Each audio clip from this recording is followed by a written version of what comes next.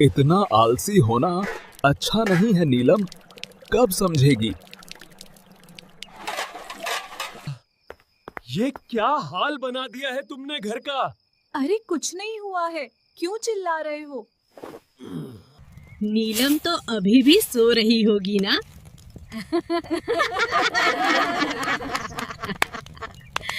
दोस्तों, कहानी सुनने से पहले आप हमारे चैनल पर नए हैं तो हमारे चैनल को सब्सक्राइब कर हमारी वीडियो को लाइक कर दें। इससे हमें अगले कहानी बनाने में मोटिवेशन मिलती है। चलिए आज की कहानी शुरू करते हैं। एक बार की बात है, उत्तर प्रदेश के एक छोटे से गांव हरिपुर में उज्जवल और उसकी पत्नी नीलम रहते थे। देखो कितना सुंदर सूरज निकला है मेरी प्रिय। हमारे काम शुरू करने के लिए ये एकदम सही दिन है। हाँ। गांव छोटा था, लेकिन वहां के लोगों के दिल बहुत बड़े थे। चारों तरफ हरे भरे खेत, आम के पेड़, कच्ची सड़कें और सुबह सुबह पक्षियों की मधुर आवाजें पूरे वातावरण को मनमोहक बना देती थीं।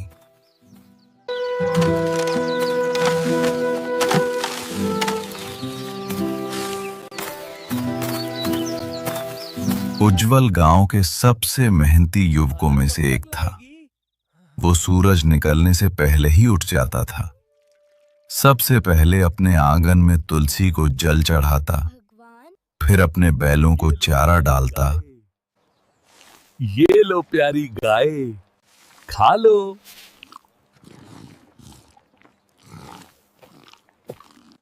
और उसके बाद खेत की ओर निकल जाता। लेकिन उसकी पत्नी नीलम, वो बिल्कुल विपरीत स्वभाव की थी। नीलम बेहद सुंदर थी। बड़ी बड़ी आंखें, लंबे काले बाल और चेहरे पर मासूमियत। लेकिन उसमें एक बड़ी कमी थी, वो बहुत आलसी थी। सुबह जब गांव की औरतें अपने अपने घरों में झाड़ू लगा चुकी होती, चूल्हा जलाकर नाश्ता बना चुकी होती, तब नीलम अपनी चारपाई पर गहरी नींद में सो रही होती।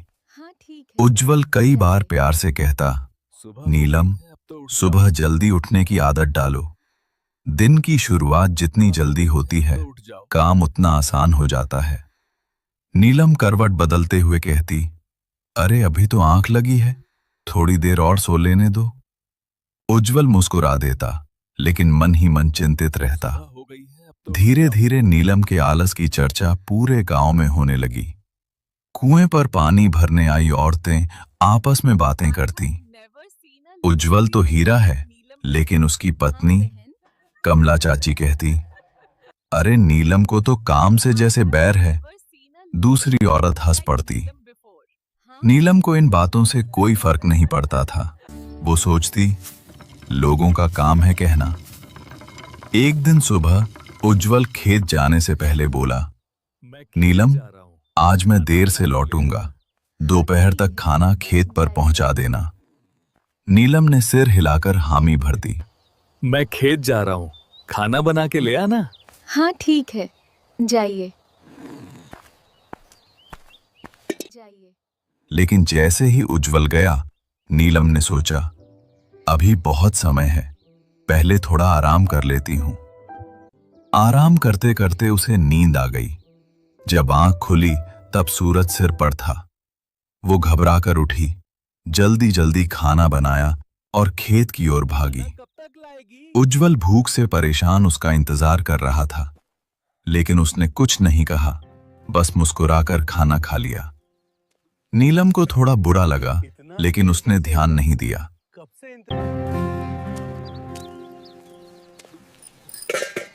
इतना देर कैसे हुआ? कब से इंतजार कर रहा हूँ। दिन बीतते गए। एक दिन गांव में घोषणा हुई कि आने वाले महीने में सबसे सुंदर और स्वच्छ घर प्रतियोगिता आयोजित की जाएगी। विजेता को 10,000 रुपए और पूरे गांव में सम्मान मिलेगा। देखिए, मैं यहाँ एक सुंदर घर प्रतियोगिता रखूंगा। जीतने वाले को 5,000 इनाम मिलेगा। उज्जवल बेहद उत्साहित था। वो घर आकर बोला, नीलम, अगर हम दोनों मिलकर मेहनत करें तो ये पुरस्कार जीत सकते हैं। नीलम ने आलस से कहा, इतनी मेहनत? रहने दो। उज्जवल ने अकेले ही घर संवारना शुरू कर दिया। वो दीवारों पर चूना पोतता, आंगन साफ करता, टूटे बर्तन हटाता, लेकिन अकेले कितना करता। कर रहे हो, छोड़ दो। प्रतियोगिता का दिन आया। गांव के सभी घर चमक रहे थे। उनके घर की हालत ठीक ठाक थी, लेकिन बाकी घरों के सामने फीकी पड़ गई। पुरस्कार शांति देवी के घर को मिला। उज्जवल थोड़ा उदास हुआ। नीलम पहली बार उसकी आंखों में निराशा देख रही थी। फिर भी वो पूरी तरह नहीं बदली। कुछ ही दिनों बाद उज्जवल को तेज बुखार हो गया। डॉक्टर ने कहा, इन्हें कम से कम 2 हफ्ते पूरा आराम चाहिए। अब घर, रसोई, पशु और खेत, सबकी जिम्मेदारी नीलम पर आ गई। पहले दिन उसने सोचा, आज नहीं, कल से सब संभाल लूंगी।